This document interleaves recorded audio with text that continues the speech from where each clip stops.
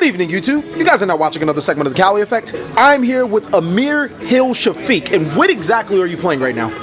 We are playing Lightsworn Zexal. This is basically Lightsworns without Minerva. So, Lightsworns with my most hated card of all time. This will be very interesting to see. Let's see exactly what you are playing right here. Alright, so I guess we'll get started off with the main joints. We play triple Raiden. He really is an engine starter, gets the deck going. Because we're playing without Minerva and we want to make as many rank 4s as humanly possible, we play triple Felice and we also play triple Wolf. Okay. Wolf is actually a lot better in a middle deck like this because it's just when he's sent to the graveyard by any card effect, and Felice is only by a monster effect, but because of some spicy stuff in the extra deck, Felice is actually really live in this build, so we'll talk about that later. Next we play 2 Lilas because there will be situations where you lose the dice roll, you must go second, and problem back rows, especially like anti-spell, is a big issue, so this takes care of that. And then we play the 1 Minerva just because it can fix broken hands and it can get that extra mill, which is low-key kind of spicy. So I can say that this deck plays Minerva, right? Yeah. So for like support cards, we play 2 Summoner Monk. I play Summoner Monk because I have a lot of spell cards that if I dead draw them are actually pretty bad, and Summoner Monk can fix that. I know inherently it sounds inconsistent, but I'll show you why later. And then we play the 1 Goblinberg. It's also a road to target. Next we play only 2 Snow and 1 Trick Clown. I would like Snow at 3, but because of the other tech options, it didn't have space for it. Okay. But Snow is unquestionably the most broken card in this deck, besides playing an actual Minerva. Yeah. We'll explain why in a second. Next we play triple Galaxy Soldiers. Pitches dead cards, if I hard draw a Wolf or a Felice. This gets rid of that and sets up for Infinity plays. And then last but not least, we play 2 Garnet for Brilliant Fusion. Okay.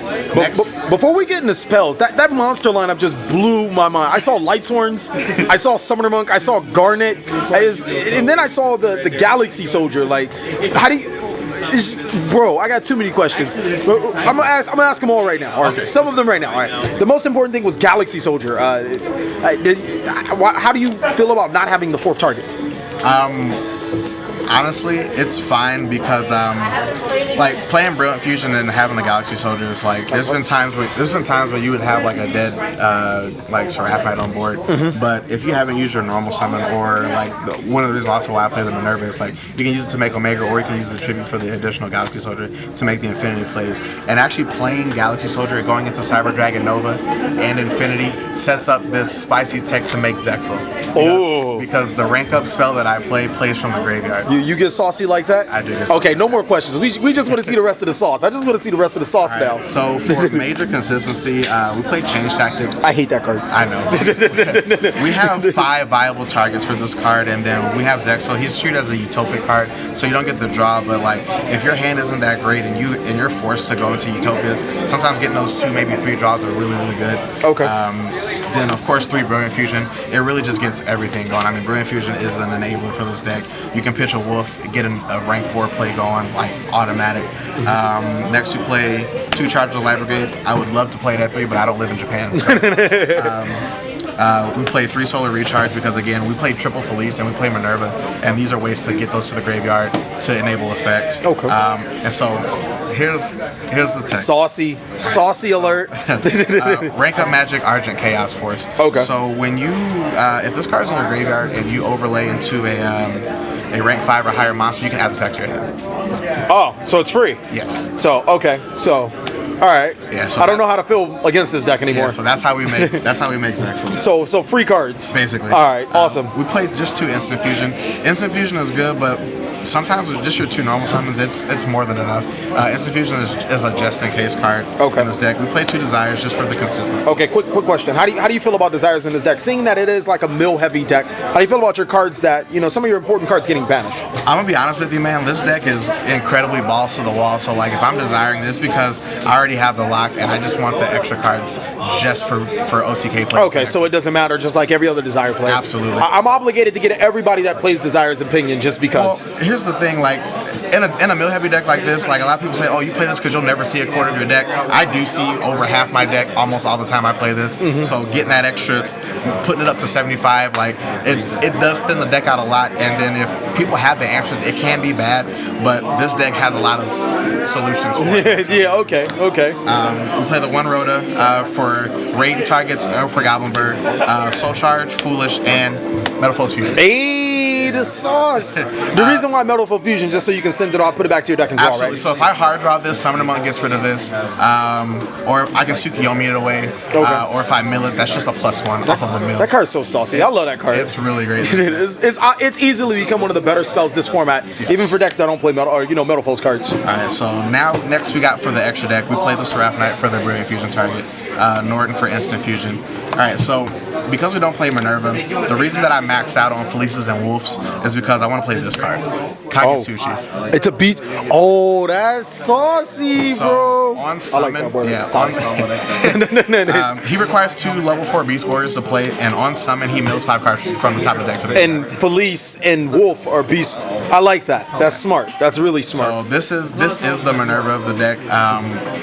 It mills more than Minerva. Of course, you don't get to draw, but it sets up so many rank 4 synchro plays. It's just nutty. This card's great in this deck. We play the Tsukiyomi. This works really good in tandem with this because he can protect both of these. So if I because it's Bujin. Okay, so Bro, man, you blowing my mind right now. You taking me back to that Bujin days. I'm like, how does that protect that? And then I was like, wait. so Daigusto Emerald, just because sometimes getting that extra draw is good, or if you have a Garnet in the graveyard, it enables another rank 4 play. Why is I swear, Daigusto Emerald, it's like almost every other year. Daigusto Emerald comes back to be even more busted than before. It really, in this deck, it's fucking insane because, excuse my language, but it's insane because it just enables plays. We play the Cassell just in case we go second for defense. And then these are our Galaxy you run the Galaxy Soldier, yeah. Yeah, summoning this off the Galaxy Soldier when a rank up Magic Argent Chaos Force in the graveyard gets it back. Okay. And then sometimes I like to sometimes I'll even just summon one Galaxy Soldier, make more plays until I can mill the Argent Chaos Force, and then I'll commit to the Cyber. Okay. Yeah. So I noticed because you already showed us the fusions, you don't play any targets for if Nova's destroyed. Hey, has it ever hit you back? It has not. Okay. Because going second, I tend to lean away from this. Or if I do make it, I'll just bait out like cards like Ghost Ogre or like Solemn Warning for the Galaxy Soldiers into the Novas, because then I can still do my other things like Brilliant Fusion. Okay. So like going second is really not that bad. So like if it does get destroyed, that's fine. I'm okay with that. We play the 1 Omega. You can make this? Yes, I can, because tuner? Raiden. Oh yeah, duh. Yeah, Raiden's your tuner, and also Minerva. So Minerva with Seraph Knight is 8 as well. And then here is the main reason I wanted to play this deck. The Utopias.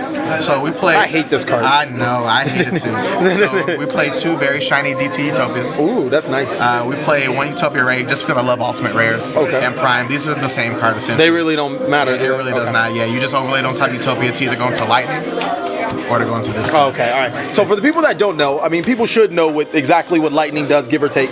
But a lot of people really don't know what Utopic Zexal does. Can you explain everybody what this card does right now? Well, everybody knows Konami is a great proprietor of making degenerated and busted cards. And Agreed. This is by far the grossest card I've ever seen printed by Konami, maybe since Sixth Sense. Okay. Because when this is summoned, it can't be negated. Your opponent can't activate any response in a... So its summon can't be stopped. Yeah, the summon can't be stopped. And on your opponent's turn, during any time during your opponent's turn, so after the draw phase, you go standby phase, you detach 1 material, your opponent cannot activate any card effects for the entire turn. How much attack is it? It gains 1,000 attack for each material. So off the jump, it already has 4,000 on summon. Okay, so let me get this straight. You made 2 monsters for the Utopia. Yeah. Then you slammed the card on top of the Utopia. And then you discarded the card, the Argent Chaos Force, which probably was free because you made Utopia to make that. Yes. So it's 3K and I can't activate card effects. No, you cannot. Okay, that's nice. That's all I can say. So I can't play Metal Foes, I can't play ABCs. No. I can't play Meta. What's really cool about this deck... I can't play. Yeah. What's really cool about this card is like... and you get the draw, right? No, this is a Utopia card, so this... Oh, okay, I thought it was we got Utopia. 5 viable targets, this is not a 6 target. Okay. It's not a Utopia card. Okay, what were you... What's really cool about this deck is that if somebody drops Max C against me and I have the guaranteed Zexal, at that point I'm just going to continue to flex because you'll draw 20 plus cards off the Max C. You'll make the Zexal and I'm like... you won't be able to activate a single one. That is so nasty. I hate life. Do you mind showing a side or... The side deck is kind of under construction? Yeah, it's under construction that's perfectly fine. Yeah. That's perfectly fine. but definitely this is very much has been a very interesting deck profile by yours truly, Amir Hill Shafiq, one of the best players out there right now. Thank you guys so much for watching another segment of the Cali Effect. Do you have anything to say? Yeah, before I go, just a couple shout outs, man. I want to shout out Team Golden Age, shout out my co-captain Adam Rodriguez, and all the wonderful members of Team Golden Age.